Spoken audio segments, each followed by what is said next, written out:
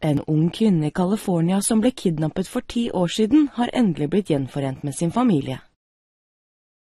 Da offeret var 15 år gammel, ble hun dopet ned og bortført av morens 41 år gamle kjæreste, Isidro Garcia. På den tiden hadde jenta nettopp kommet til USA. I want to finish this all the time, but I can't do it.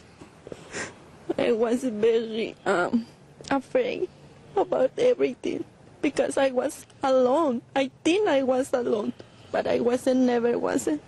My family was with me. Garcia fortalte jenta at hennes familie ikke ville ha henne, og at hun ville bli deportert hvis hun kontaktet dem. I 10 år ble den unge kvinnen slått og voldtatt. I 2007 ble hun tvunget til å gifte seg med Garcia, og i 2012 fødte hun deres datter.